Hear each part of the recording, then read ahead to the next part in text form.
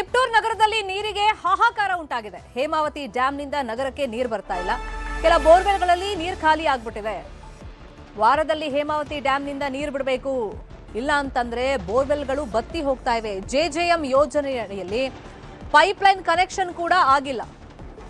ಕೇಂದ್ರ ಸರ್ಕಾರದ ಮಹತ್ವಾಕಾಂಕ್ಷಿ ಯೋಜನೆ ಜಲ್ ಜೀವನ್ ಮಿಷನ್, ಪ್ರತಿ ಮನೆಗೂ ಕುಡಿಯೋ ನೀರಿನ ಸೌಲಭ್ಯ ನಲ್ಲಿ ಮುಖೇನ ಕೊಡಬೇಕು ಅನ್ನೋದು ಮಹತ್ವದ ಯೋಜನೆ. ಆದರೆ ಎಷ್ಟೋ ಕಡೆ ಈ ಯೋಜನೆ ನಿಜಕ್ಕೂ ಕಾರ್ಯರೂಪಕ್ಕೆ ಬಂದಿದೆಯಾ ಅನ್ನೋ ಪ್ರಶ್ನೆ ಬಂದಾಗ ಇಲ್ಲ ಅಂತ ಉತ್ತರ ಬರುತ್ತೆ. ಜೆಜೆಎಂ ಯೋಜನೆಯಲ್ಲಿ ಪೈಪ್ಲೈನ್ ಮಾಡಿಲ್ಲ, ಕನೆಕ್ಷನ್ ಕೊಟ್ಟಿಲ್ಲ. 30 ವಾರ್ಡ್ಗಳು ಇದೆ ತಿಪ್ಟೂರು ನಗರಸಭೆಯಲ್ಲಿ.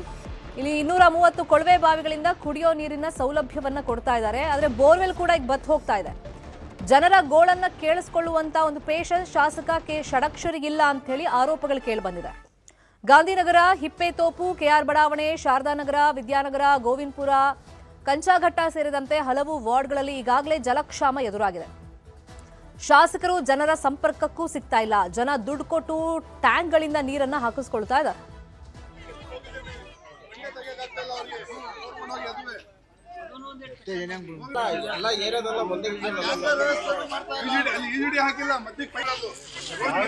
ನೀರಿಗೆ ತುಂಬ ಅಭಾವ ಇದೆ.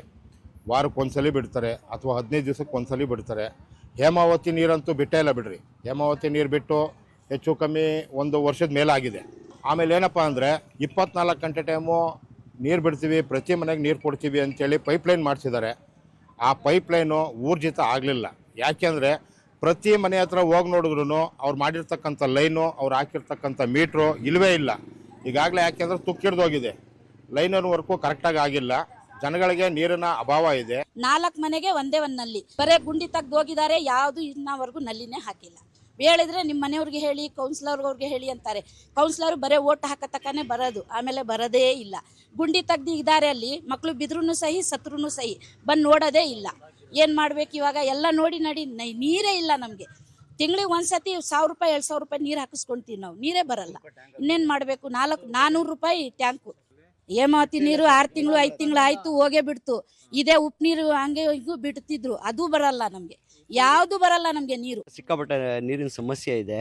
3 ಥರ ನಲ್ಲಿ ಇದೆ, 3ರಲ್ಲೂ ನೀರು ಬರ್ತಾ ಇಲ್ಲ. ನಮಗೆ ವಾರಕ್ಕೆ ಹೆಚ್ಚು ಕಮ್ಮಿ ಒಂದು ಟ್ಯಾಂಕ್ ನೀರು ಬೇಕಾಗುತ್ತೆ. ನಮಗೆ ತುಂಬ ಪ್ರಾಬ್ಲಮ್ ಆಗಿಬಿಟ್ಟಿದೆ ನೀರಿಂದು. ಈಗ ಬೇಸಿಗೆಗಾಲ, ಈಗಲೇ ನೀರು ಬಿಡ್ತಾ ಇಲ್ಲ. ಮುಂದಕ್ಕೆ ಮಳೆಗಾಲದಲ್ಲೇ ಇಲ್ಲ, ಬೇಸಿಗೆಗಾಲದಲ್ಲಿ ಹಿಂಗೆ ಸರ್ ನೀರಿಂದು ಸಮಸ್ಯೆ ಆಗ್ತಾ ಇದೆ. ಸಿಕ್ಕಾಪಟ್ಟೆ ನಾವು ತೊಂದರೆ ಅನುಭವಿಸ್ತಾ ಇದ್ದೀವಿ ಇಲ್ಲಿ ನೀರಿಗೆ.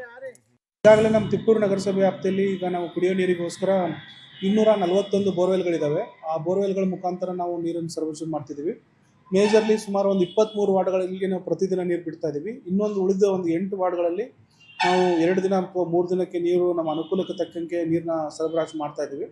ಕೆಲವು ಪ್ರದೇಶಗಳಲ್ಲಿ ಅಂದರೆ ಒಂದು 2-3 ಪ್ಯಾಚಸ್ಸಲ್ಲಿ ಸ್ವಲ್ಪ ಒಂದು 50 ಮನೆಗಳಿಗೆ ನೀರಿನ ಏನು ಕೊರತೆ ಇದ್ದಾಗ ನಮ್ಮ ಟ್ಯಾಂಕರ್ಗಳ ಮುಖಾಂತರ, ನಗರಸಭೆ ಟ್ಯಾಂಕರ್ಗಳ ಮುಖಾಂತರ ನಾವು ಮನೆಗಳಿಗೆ ನೀರು ಸರಬರಾಜು ಮಾಡ್ತಾ ಇದ್ದೀವಿ.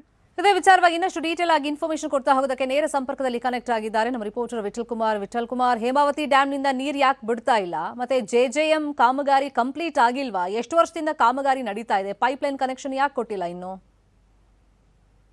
ಶರ್ಮಿತಾ, ಏನು ತಿಪ್ಟೂರು ನಗರಸಭೆಯಲ್ಲಿ ಅಂಧಾಧರ್ಮ ನಡೀತಾ ಇದೆ ಅಂತಾನೆ ಹೇಳ್ಬೋದು. ಯಾಕಂದ್ರೆ ಅಲ್ಲಿನ ಜನರ ಪರಿಸ್ಥಿತಿ ನಿಜಕ್ಕೂ ಶೋಚನೀಯವಾಗಿದೆ. ಸುಮಾರು 31 ವಾರ್ಡ್ಗಳು ಬರುವಂತ ತಿಪ್ಟೂರು ನಗರಸಭೆಯಲ್ಲಿ ಇದುವರೆಗೂ ಕೂಡ ಕುಡಿಯೋ ನೀರು ಸಮರ್ಪಕವಾಗಿ ಸಪ್ಲೈ ಆಗ್ತಾ ಇಲ್ಲ ಕೂಡ. ಮತ್ತೆ ಇನ್ನೊಂದು ಪ್ರಮುಖವಾದ ಅಂಶ ಅಂದ್ರೆ ಇಡೀ ತಿಪ್ಟೂರು ನಗರಕ್ಕೆ ಕಳೆದ 1.5 ವರ್ಷದಿಂದ ಹೇಮಾವತಿ ನೀರು ಹೋಗಿಲ್ಲ ಅಂತ ಹೇಳಿ ಸ್ಥಳೀಯರು ಆರೋಪ ಮಾಡ್ತಾ ಇರ್ತಕ್ಕಂಥದ್ದು. ಅಲ್ಲಿ ಸುತ್ತಮುತ್ತಲ ನೋಡೋದಾದ್ರೆ ಅಲ್ಲಿ ಈಚಿನ ಕೆರೆ ಈಗಾಗಲೇ ಕೆಮಿಕಲ್ ಮಿಕ್ಸ್ ಜೊತೆಗೆ ಆ ತಿಪ್ಟೂರು ನಗರದಿಂದ ಹೋಗುವಂತ ಏನು ಗಾರ್ಬೇಜ್ ನೀರಾಗಿ ಎಲ್ಲ ಪೂರ್ತಿ ಸಂಪೂರ್ಣವಾಗಿ ಮಿಶ್ರಣ ಆಗಿ ಅದು ಕುಡಿಯೋಕೆ ಯೋಗ್ಯ ಇಲ್ಲ ಅಂತ ಹೇಳಲಾಗ್ತಾ ಇದೆ. ಈಗ ನೊಣವಿನಕೆರೆ ಕೆರೆಯಿಂದ ಸಾಕಷ್ಟು ರೀತಿಯಲ್ಲಿ ಅದನ್ನ ಅಲ್ಲಿಂದ ತಿಪ್ಟೂರು ನಗರಕ್ಕೆ ಹೇಮಾವತಿ ನೀರನ್ನ ಕೊಂಡೊಯ್ಯುವಂತ ಕೆಲಸ ನಡೀತಾ ಇದೆ. ಅದ್ರ ಜಿಪಿಆರ್ ಆಗಿದೆ, ಅದನ್ನ ಕೆಲಸಕ್ಕೆ ಶಂಕುಸ್ಥಾಪನೆಯನ್ನು ಕೂಡ ಆಗಿಲ್ಲ. ಯಾಕಂದ್ರೆ ಅಲ್ಲಿನ ರೈತರು ಕೂಡ ಪ್ರತಿಭಟನೆ ಮಾಡ್ತಾ ಇದ್ದಾರೆ, ಇಲ್ಲಿಂದ ನಾವು ತಿಪ್ಟೂರು ನಗರಕ್ಕೆ ನೀರು ತಗೊಂಡೋದಕ್ಕೆ ಬಿಡೋದಿಲ್ಲ ಅಂತ ಹೇಳಿ. ಆದ್ರೆ ಈಗ ತಿಪ್ಟೂರು ನಗರದಲ್ಲಿ ಈಗಾಗಲೇ ಜೆಜೆಎಂ ಕಾಮಗಾರಿ, ಜೆಜೆಎಂ ಮೂಲಕ ಏನು ಮನೆ ಮನೆಗೆ ಗಂಗೆ ಅಂತ ಹೇಳಿ ಒಂದು ಯೋಜನೆ ಅಡಿ ಏನು ಇದು ಕಾಮಗಾರಿ ಆಗ್ತಾ ಇತ್ತು. ಆದ್ರೆ ಇದುವರೆಗೂ ಕೂಡ ಕಾಮಗಾರಿ ಸಂಪೂರ್ಣವಾಗಿ ಕ್ಲಿಯರ್ ಆಗಿಲ್ಲ ಅಂತ ಹೇಳ್ಬೋದು. ಅರ್ಧಂಬರ್ಧ ಪೈಪ್ ಲೈನ್ ಬಿಟ್ಟಿದ್ದಾರೆ, ಅದಕ್ಕೂ ಕೂಡ ವಾಟರ್ ಸಪ್ಲೈ ಕನೆಕ್ಷನ್ ಕೊಟ್ಟಿಲ್ಲ. ಜೊತೆಗೆ ದೊಡ್ಡ ದೊಡ್ಡ ಬೃಹದಾಕಾರದ ಒಂದು ಗುಂಡಿಗಳನ್ನ ತೋಡಿ ಅಲ್ಲಿ ಬಿಟ್ಟಿರ್ತಕ್ಕಂಥದ್ದು, ಅಲ್ಲಿ ಮಕ್ಕಳು ಮರಿ ಹೋಗಿ ಬಿದ್ದು ಕಾಲು ಕೈ ಮುರ್ಕೊಳ್ಳುವಂತ ಪರಿಸ್ಥಿತಿ ನಿರ್ಮಾಣ ಆಗಿದೆ. ಜೊತೆಗೆ ಈಗಾಗಲೇ ಏನು ಬಹುತೇಕ ವಾರ್ಡ್ಗಳಿಗೆ ಕುಡಿಯೋ ನೀರಿನ ಸಪ್ಲೈ ಇಲ್ಲ ಅಂತಾನೆ ಹೇಳ್ಬೋದು. ಯಾಕಂದ್ರೆ ಅಲ್ಲಿ ಹೋಗುವಂತ ಏನು ಉಪ್ಪು ನೀರನ್ನ ಕುಡಿದು ಜೀವನ ಕಳೆಯಬೇಕಂತ ಪರಿಸ್ಥಿತಿ ನಿರ್ಮಾಣ ಆಗಿರ್ತಕ್ಕಂಥದ್ದು. ಸಿಹಿ ನೀರು ಯಾವುದೇ ಕಾರಣಕ್ಕೂ ಅಲ್ಲಿ ಇದುವರೆಗೂ ಸಪ್ಲೈ ಆಗ್ತಾ ಇಲ್ಲ.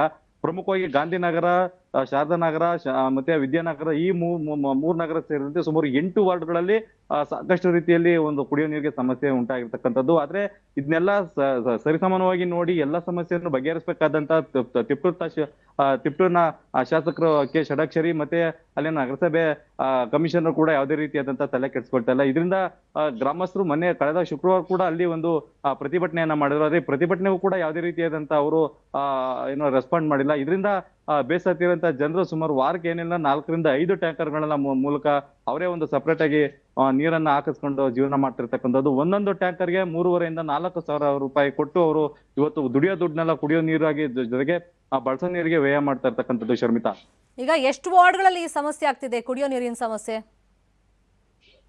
ಶರ್ಮಿತಾ, ಅಲ್ಲಿ ಈಗ ಏನು ಅವ್ರು ಹೇಳುತ್ತಿರೋ ಪ್ರಕಾರ ಕಮಿಷನರ್ ಅಂದ್ರೆ ನಗರ ಪಾಲಿಕೆ ಕಮಿಷನರ್ ಹೇಳ್ತಾ ಇರೋ ಪ್ರಕಾರ 8 ವಾರ್ಡ್ಗಳಿಗೆ ಅಷ್ಟೇ ಈಗ ಸಮಸ್ಯೆ ಆಗಿರ್ತಕ್ಕಂಥದ್ದು ಅಂತ ಹೇಳ್ತಾ ಇದ್ದಾರೆ. ಆದ್ರೆ ನಾವು ಗ್ರೌಂಡ್ ರಿಪೋರ್ಟ್ ಚೆಕ್ ಮಾಡಿದಂತ ಪ್ರತಿ ಒಂದು ವಾರ್ಡಲ್ಲೂ ಕೂಡ ಈ ಒಂದು ಸಮಸ್ಯೆ ಉಂಟಾಗಿರ್ತಕ್ಕಂಥದ್ದು. ಏನು ಶಾಸಕರ ಮನೆ ಇರುವಂತ ವಾರ್ಡ್ ಅಲ್ಲಿ ಯಾವುದೇ ರೀತಿಯಾದಂತ ಸಮಸ್ಯೆ ಇಲ್ಲ, 24 ಅವರ್ಸ್ ನೀರು ಇರ್ತಾ ಇರುತ್ತೆ. ಆದ್ರೆ ಮಿಕ್ಕಂತ 30 ವಾರ್ಡ್ಗಳಲ್ಲಿ ಸಾಕಷ್ಟು ರೀತಿಯಾದಂತ ನೀರಿನ ಸಮಸ್ಯೆ ಇದೆ ಅಂತ ಹೇಳಿ ಅಲ್ಲಿನ ಆ ಸ್ಥಳೀಯರು ಆರೋಪ ಮಾಡ್ತಾ ಇರ್ತಕ್ಕಂಥದ್ದು.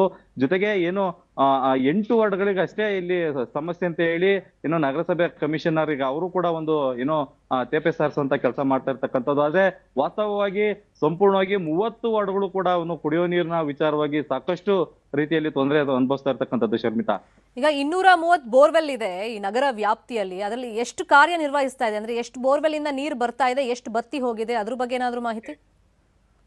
ಈಗ ಅವರು ಹೇಳ್ತಾ ಇರೋ ಪ್ರಕಾರ ಅಂದ್ರೆ ನಗರಸಭೆ ಕಮಿಷನರ್ ಹೇಳ್ತಾ ಇರೋ ಪ್ರಕಾರ ಎಲ್ಲಾ ಬೋರ್ವೆಲ್ಗಳು ಕೂಡ ಆಕ್ಟಿವ್ ಆಗಿ ಓಡ್ತಾ ಇದಾವೆ. ಆದ್ರೆ ಹೇಮಾವತಿ ನೀರು ಬಿಡದೇ ಇದ್ರೆ ಅಂದ್ರೆ ಹೇಮಾವತಿ ನೀರು ಬಿಟ್ರೆ ಸುತ್ತಮುತ್ತಲ ಕೆರೆಗಳು ತುಂಬುತ್ತವೆ. ಅಲ್ಲಿಂದ ಒಂದು ಏನೋ ಕೆಳಗಡೆ ಅಂಡರ್ ಗ್ರೌಂಡ್ ವಾಟರ್ ಇಂಪ್ರೂವ್ ಆಗುತ್ತೆ ಅಂತ ಹೇಳಿ ಅವ್ರು ಹೇಳ್ತಾ ಇರ್ತಕ್ಕಂಥದ್ದು. ಆದ್ರೆ ಸದ್ಯಕ್ಕೆ ಇನ್ನು 2 ವಾರದಲ್ಲಿ ಏನಾದ್ರೂ ಹೇಮಾವತಿ ನೀರು ಅಥವಾ ಮಳೆ ಆಗದೇನೆ ಇದ್ರೆ ನಿಜಕ್ಕೂ ಕೂಡ ಒಂದು ಕುಡಿಯೋ ನೀರಿನ ಕ್ಷಾಮ ತಿಪ್ಟೂರು ನಗರದಲ್ಲಿ ಉಂಟಾಗಲಿದೆ. ಶರ್ಮಿತಾ, ಫಾಲೋ ಅಪ್ ಮಾಡೋಣ ಸುದ್ದಿಯನ್ನ. ಥ್ಯಾಂಕ್ ಯು ವಿಠಲ್ ಕುಮಾರ್ ಈ ಕ್ಷಣದ ಮಾಹಿತಿಯನ್ನು ಕೊಟ್ಟಿದ್ದಕ್ಕೆ.